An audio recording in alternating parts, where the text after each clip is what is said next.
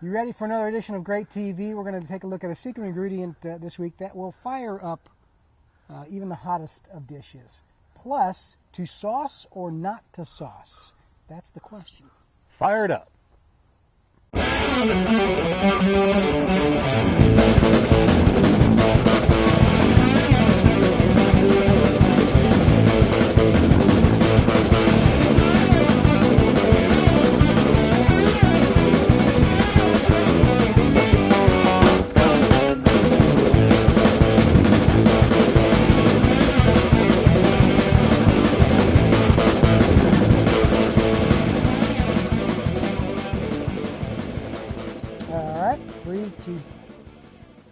It's here. It's Great TV time from the birthplace of American barbecue. Right here, we're in the low country of South Carolina. This is Jack Waybor, three-time South Carolina state champion. I'm Bill West with BarbecueTricks.com, and we like to have a beer. Have a beer. It's time to do our favorite thing, Bill. The workday has been done. It's time to sit down with my buddy Bill West and talk about barbecue. This is what I like to do. We also like to get your emails, and your Tony's got one too. I can't vouch for that beer. You okay with it? I love it. Oh, good. Okay, he likes it. Good. Drink the rest of it. Let's get right into our Great TV question today. He writes, hi, guys. I'm preparing for a competition in August with a few buddies. It's coming around. And we'll be doing the brisket category for our team. I would like your opinion on whether or not to sauce the brisket before turning it in. My rub is pretty bold, so I don't really need it to layer in another flavor. But do you typically do that with competition brisket, sauce or no sauce? Which has better results? And he says, thanks, show is great. Wink, smiley face, Frank. Frank, that is an awesome question. And, you know, we were sitting around talking the other day, Bill, and I think I made a comment that I could ask more brisket questions than I think anything else on the show. And certainly I'm very happy to be able to share all the brisket knowledge that I have. It's important, because brisket is like the mystery. Isn't that we figured it out? There is a mystique to brisket. So, to sauce or not to sauce, I would say that yes, you should sauce, only because when you're doing something in a barbecue competition, you want to stay within the parameters of what judges expect. And a judge is more than likely, I would say 99%, is going to expect some sort of sauce to be on the brisket. And if you don't put it there, then he may say, where's the sauce? Rather than... When you're putting a box together and you've got the sliced briskets. Right. Slices. I mean, is it just drizzled on top, or No, is it painted on? Actually, it's painted on, and one of the tricks to brisket boxing, if you want to call it that, is that you're showing the brisket and you're showing the sheen on the brisket. And what we do, Bill, is we actually paint the back of each slice of brisket and we lay it in the box. And then we paint the next back and we lay it in the box. So what you're seeing basically is a naked product, if you want to call it that. Mm-hmm. It's got a shine to it, and we do apply a little bit of a shine to it. Naked side up. And naked side up, right? But we do paint the back of the brisket and we lay it on. Usually, if our brisket rub is bold, then we will offset that bold with maybe something just a little bit sweet. Not a lot sweet, but a little bit sweet. What a lot of fellas do actually is, you know, when you the brisket technique is all about capturing. It's all about capturing that au jus. And we have always, you know, there's no secret. Usually you cook brisket to 170 degrees or so, you wrap it in foil with a tasty liquid. And we've had that on the show before. Mm-hmm. A lot of fellas will take that tasty liquid and reduce it and use it as the sauce. So you're actually making an au jus out of the sauce is what you're doing. And you're using that because it is part of what you've been doing all along, and paint that on the back.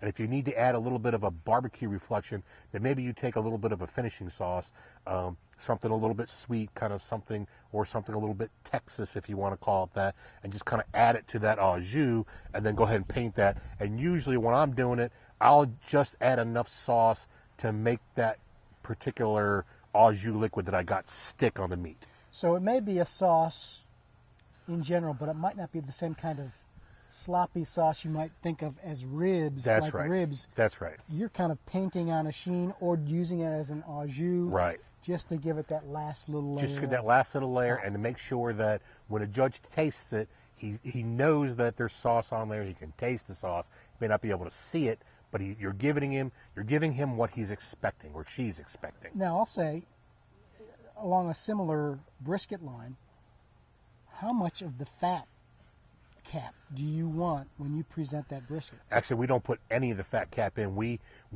take all that. We trim all that fat cap off. We use only flat parts in the box. We make burnt ends out of the point, and that's been concentrated down so you can't really see the fat on there. But when you cut the brisket and we lay it in, we take that whole looks like a spongy little fat down the bottom there. That's the one you're talking about, right? And we go ahead and we trim that right on off. We don't put any of that in the box. Actually, I'm not talking about the cap. I'm actually talking about the thin layer on the flat. On the across the top of the flat. Yeah, with the thin layer across the top of the flat probably shouldn't be there. You probably should have pre-trimmed that off. So totally, 100%. I do. Okay. All right. And we've had great success. That's why I didn't even come close. I didn't even place. We've had great success with that technique. I cook a great brisket. It always does well in South Carolina. When I get on the field for brisket, people start saying, "Uh-oh, the brisket guy's here." And certainly, we're always very competitive, and we're always competitive with that technique of painting the backside just with a And you're thin South bit. Carolina. What do you know about brisket? I studied brisket for many years, Bill. I consider myself to be a pretty decent brisket cook. So. All right. Well, speaking of brisket, our great plate today from Sammy Schufer. Sammy. And he sent us some stuff before, but I like this. And since we're talking about brisket, this is his. Nice slices of brisket on the plate. And he says, I do enjoy a good brisket. He does, and I'll tell you, Sammy uses what they call a UDS, which is an ugly drum smoker.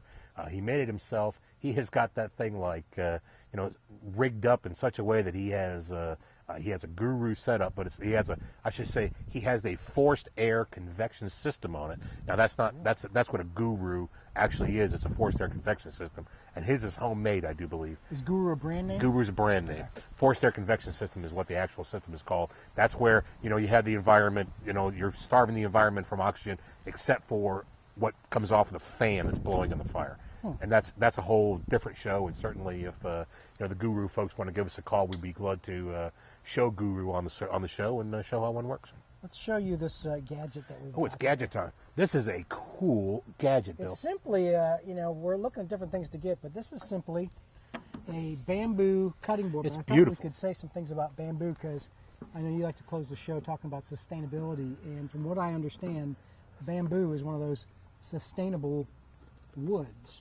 And because it's so plentiful down in the bamboo jungle. So I noticed, Bill, he's got these three kind of like burners on the side. What do these do? So here's how this works, and I believe this came from a Pampered Chef catalog. Either way, I think actually it's been, I don't know if it's still available, but it's cool. This is obviously, you put it over your sink or whatever, and you can put your scraps down there. Oh, that is a nice size for a sink. And then you also have these little... Well, how cool is that? Ingredient bowls right on the side. Salt bowls. That is awesome, Bill. And actually, this has got measuring, so this is really a nice, handy little Look at that. It's got little measures on the inside of it. Man, check it out. That is a beautiful thing, gift. That would be like an awesome gift. It's got a 1 cup, third cup, half cup measure in there.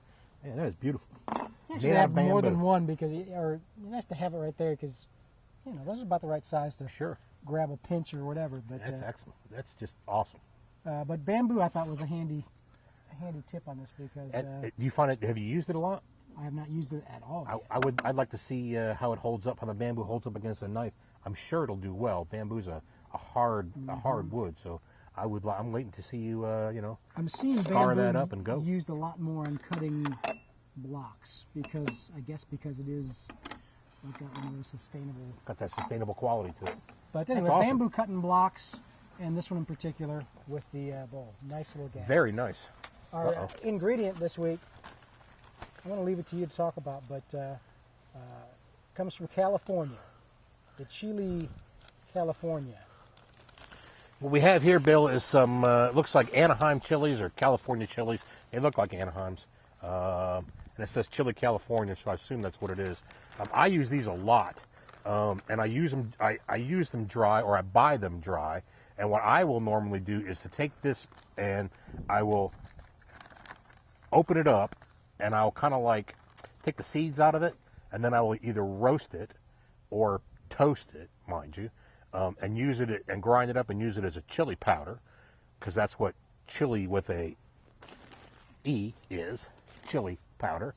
Or I will go ahead and rehydrate this, and they're very easy to rehydrate. You put some water on the stove, boil it, drop this in, let them steep, and when you can get into the pot, and pick them out, they are rehydrated, and they are excellent to put into just about any dish that you want to put them into. They're great with rice, they're great with beans.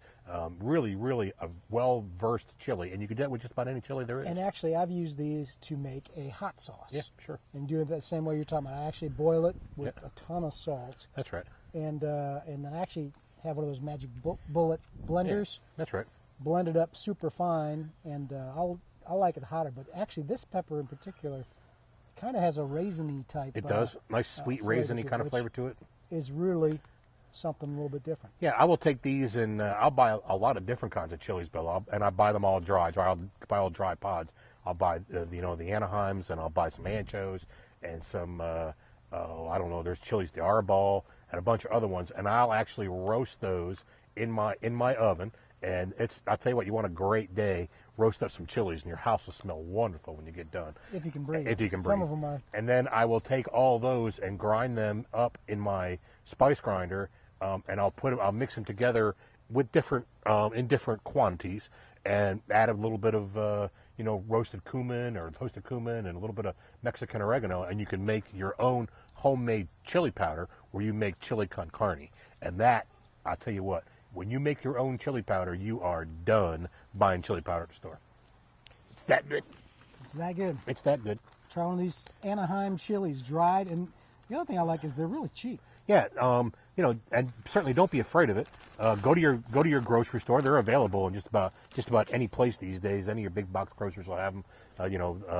Your super whatevers, and they're even cheaper than that when you go to Latino grocery stores or the Hispanic grocery stores and pick them up. And they got, there are just, if there's one, there's 100 different kinds. And get on the internet, do some research, find a good chili powder that mix that you want to put together and make it. And I'm telling you, when you make your own chili powder, you will not go back to buying store-bought chili powder ever again. I'm ready to do it. I'm done here, though. So this is the show that's a beer and length. We'll be back next week with some more secret ingredients and gadgets. And just all we ask you to do is maybe send us a great plate, or make sure you friend us on Facebook so we can let you know when our next episode is coming out. It's always a great time in Mount Pleasant, South Carolina, gang. And I tell you what, I can't say enough about how much fun it is to be here with y'all. Remember, in the day that we're living in today, it's always important to buy local, think global, stay sustainable, and every chance you get,